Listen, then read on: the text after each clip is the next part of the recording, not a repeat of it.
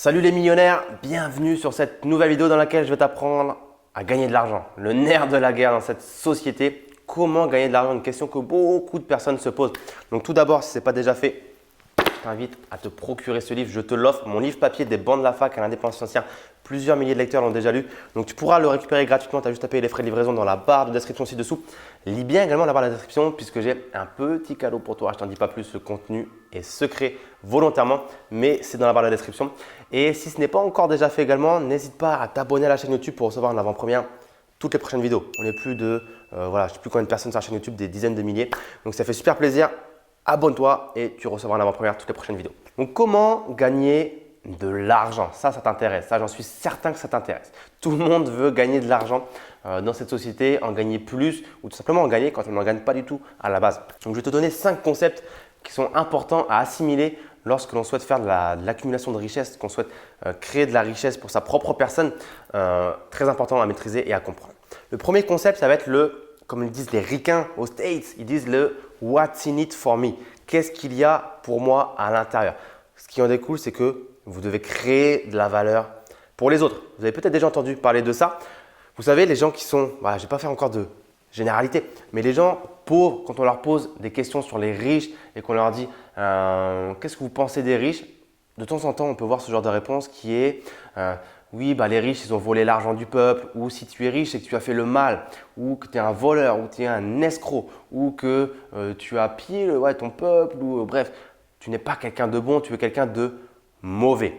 Non, pas du tout. Et heureusement que tous les gens riches de cette planète ne sont pas des gens mauvais. Donc, ce qu'il faut faire en fait, les riches, c'est ça qu'il faut retenir, c'est que pour la plupart des riches, bien évidemment, il y a des fortunes qui ont été mal acquises, comme on dit. La plupart des riches, s'ils ont été riches et s'ils sont riches aujourd'hui, c'est qu'ils ont créé de la valeur pour les gens, pour les autres. Ils se sont dit, ouais, mais qu'est-ce que je vais pouvoir apporter de plus dans la vie des gens? Quel service, quel bonheur, qu'est-ce que je vais pouvoir leur vendre qui va leur faciliter les choses et les faire se sentir mieux. C'est vraiment ça qui est très important lorsque vous souhaitez commercialiser des offres, vendre des produits, vendre vos services. What's in it for me? C'est ce que les gens vont se poser comme question. Qu'est-ce qu'il y a à l'intérieur pour moi vis-à-vis de l'offre que j'ai en face de moi? Donc ça, premier concept. Le concept numéro 2, et justement, j'en parle dans ce livre, il y a un chapitre entier où je dis être monsieur problème. Non, être entrepreneur ou être monsieur problème, c'est le nom du chapitre. C'est ça. Un entrepreneur, c'est quelqu'un qui résout des problèmes. Mais j'aime pas trop le mot problème, je préfère le remplacer par le mot challenge. Il n'y a pas de problème, il n'y a que des challenges. Un entrepreneur, c'est quelqu'un qui est toujours confronté à des challenges au quotidien. Il y a ce problème à résoudre, je trouve une solution pour le résoudre. Il faut avancer, il faut avancer, il faut avancer. Et un entrepreneur, il défonce des portes, il voit des problèmes, il les défonce, il trouve les solutions et il avance. Donc voilà, ça passe également par le fait de résoudre des problèmes et des challenges et de trouver des solutions. Pour donner des cas concrets, je ne sais pas, il y a un client qui vous envoie un email sur votre business internet, il vous dit « Ouais, mais moi j'ai cette situation-là, j'ai ce problème-là, j'aimerais bien avancer, nanani, nanana, vis-à-vis de n'importe quoi, que ce soit l'argent, la santé, les relations aux autres. » Vous êtes un entrepreneur, donc vous devez trouver une solution au problème, au challenge qu'a cette personne en ce moment. Donc ça, c'est un problème à résoudre. Vous avez un appartement, je ne sais pas, l'immeuble d'à côté a pris feu. On vous appelle, on vous dit « Ouais, les pompiers, l'immeuble d'à côté il a pris feu, etc. etc. » Voilà, c'est un problème, il faut résoudre la situation. Donc, vous allez sur place, vous voyez ce qui se passe, vous voyez les dégâts, vous appelez l'assurance si besoin est et on enclenche les procédures. Si demain, vous voulez investir en bourse, je sais pas, vous voulez investir dans une action, je sais pas, pharmaceutique ou j'en sais rien, vous donnez des ronds à une société pharmaceutique pour qu'elle puisse développer des solutions, des médicaments, des vaccins, des choses comme ça pour guérir des maladies ou pour continuer la recherche et le développement de nouvelles solutions vis-à-vis de certaines maladies et problèmes de santé. Donc, vous résolvez des problèmes également en investissant sur le marché financier. Un entrepreneur, ce qu'il faut retenir, c'est que c'est quelqu'un qui résout sans cesse des problèmes et des challenges et qui trouve des solutions. Le concept numéro 3, c'est, ça peut paraître contre-intuitif, mais c'est qu'il ne faut pas courir derrière l'argent. Courir derrière quelque chose, c'est généralement la meilleure façon de la faire fuir parce que si vous courez derrière cette chose-là, c'est qu'elle est elle aussi en train de courir pour vous, pour vous échapper, entre guillemets, pour échapper de vos griffes. Donc non, il ne faut pas courir derrière l'argent. L'argent, il faut retenir que c'est une conséquence aux actions que vous avez faites et par extension aux problèmes, aux challenges même que vous avez résolus, comme on vient de le voir auparavant, à la valeur que vous avez créée pour les autres. Donc ne courez pas derrière l'argent, c'est le meilleur moyen de l'éviter. L'argent est une conséquence, l'argent viendra naturellement dans votre compte en banque si vous avez fait entre guillemets le bien autour de vous, si vous avez créé de la valeur pour les gens. Comme on dit généralement, impacter des milliers, vous allez générer des milliers, impacter des millions et vous allez générer des millions. Donc il y a des nuances sur tout ça, on peut bien évidemment générer des millions en impactant que des milliers. Parce que si demain vous vendez 1000 produits à 1000 euros, eh bien vous avez 1 million d'euros et vous n'avez pas forcément impacté des millions de personnes.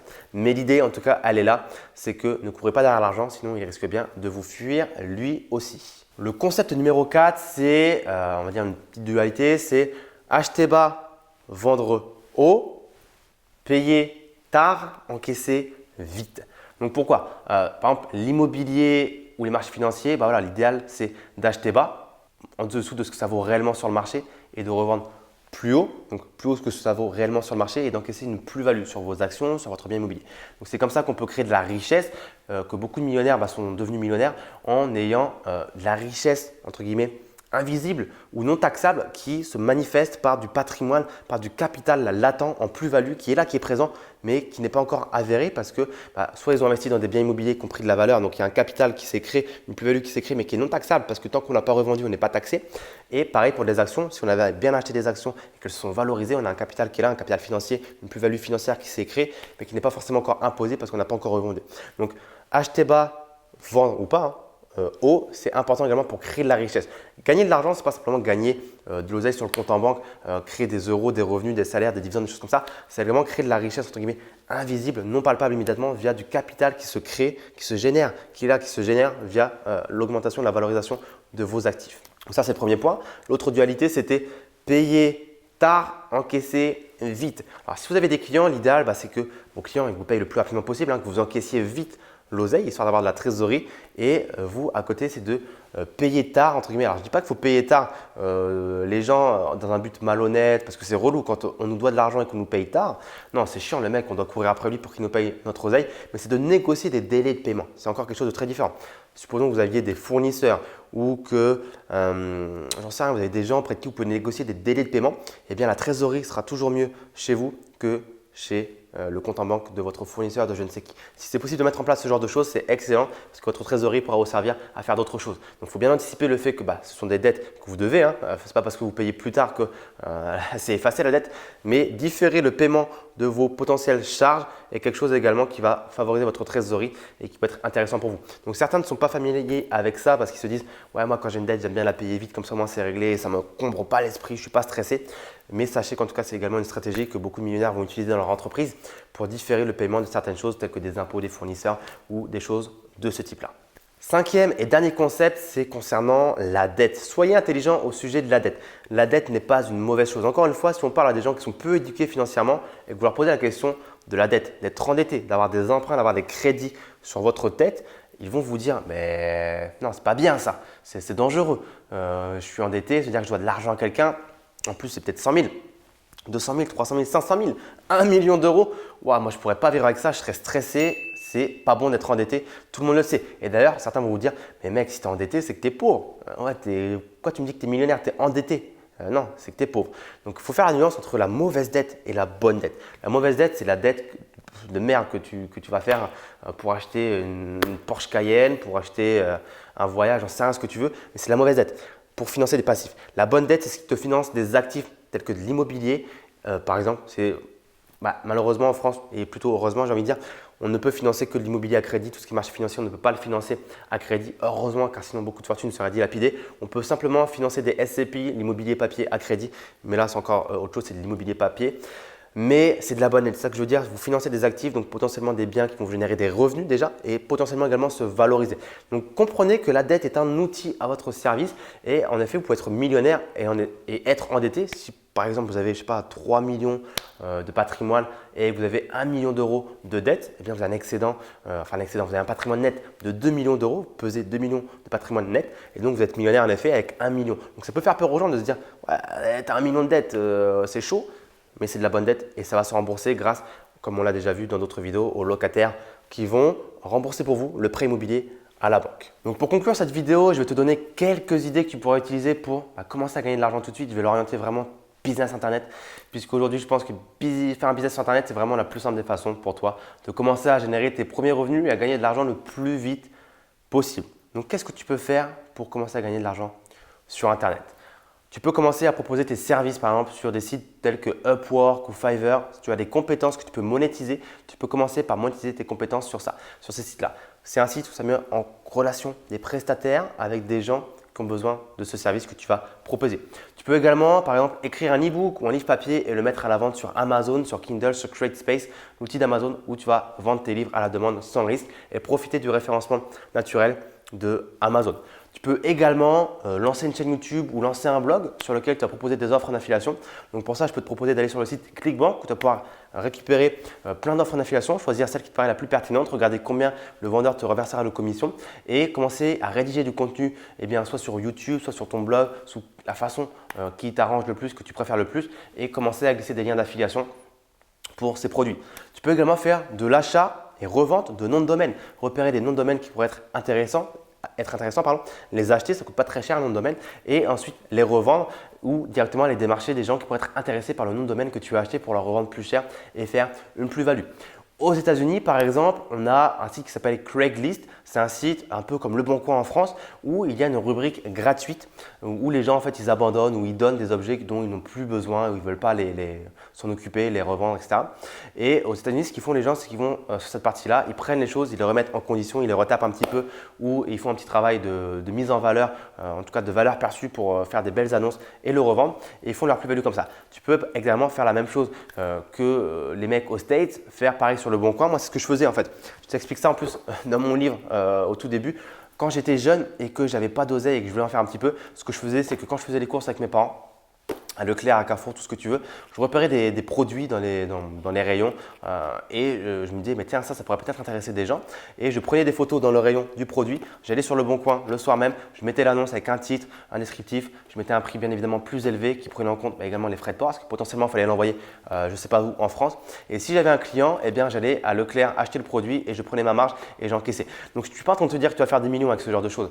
Bien évidemment que non, ça reste des moyens entre guillemets de débrouille ou des moyens, c'est de l'artisanat entre guillemets, mais c'est une façon pour toi de commencer à toucher un petit peu au marketing, au fait de vendre, apprendre à vendre parce que forcément le produit quand tu le gagnes, quand tu le touches à 10 € à Leclerc ou à 20 €, tu dois le vendre 40 €, il faut faire une belle annonce, faire des belles photos, faut faire un beau titre, il faut apprendre un peu le marketing et le copywriting comme on l'appelle également. Donc très important, ça peut commencer à te faire tes premières armes.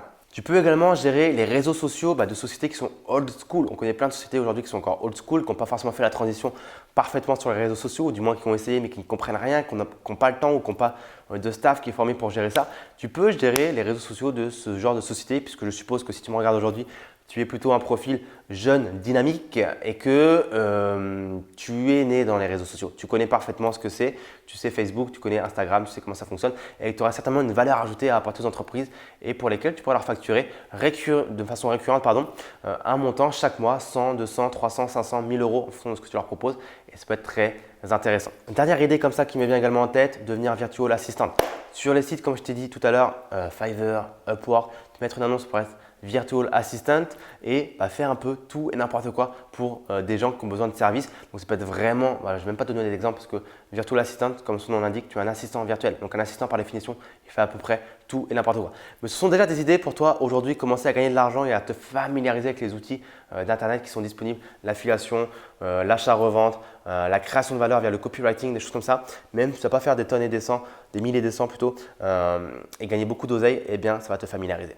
Donc dis-moi ce que tu as pensé sur cette vidéo, en tout cas dans les commentaires, n'hésite pas à lâcher un petit commentaire, à mettre un petit pouce bleu en l'air, à partager cette vidéo avec des gens qui souhaiteraient gagner de l'argent mais qui ne savent pas comment s'y prendre ou qui n'ont pas encore forcément compris comment ça fonctionne l'argent. Parce que voilà, on a l'impression, il y a beaucoup de fausses idées et des idées reçues dans la société vis-à-vis de l'argent et je pense qu'avec ces 5 concepts, tu as déjà pu démystifier un petit peu la relation à l'argent que tu pourrais avoir. Donc, petit pouce bleu, petit commentaire, petit partage et encore une fois, barre de description pour récupérer mon livre gratuit que je t'offre. Tu vas juste payer les frais de livraison. Et également, tu pourras avoir le lien pour mon programme phare à l'école de l'élite financière dans lequel je t'apprends de A à Z comment devenir indépendant financièrement en un temps record. C'est vraiment mon programme phare où on parle justement de psychologie de l'argent. On parle beaucoup de choses sur l'argent. Tu te doutes bien qu'en une vidéo YouTube, je ne peux pas te parler de l'argent en long et en travers, en large et en travers parce qu'il y a tellement de choses à raconter. Mais on parle de psychologie de l'argent, on parle de marché financier, on parle d'investissement immobilier, on parle de crypto-monnaie, on parle de business internet, on parle d'expatriation, on parle de beaucoup de choses. Il y a plus de 100 heures de formation. Donc, je te laisse regarder ça tranquillement et au plaisir de te compter parmi les membres de ce programme. Sur ce, je te souhaite une excellente journée et je te dis à très vite. Ciao, ciao.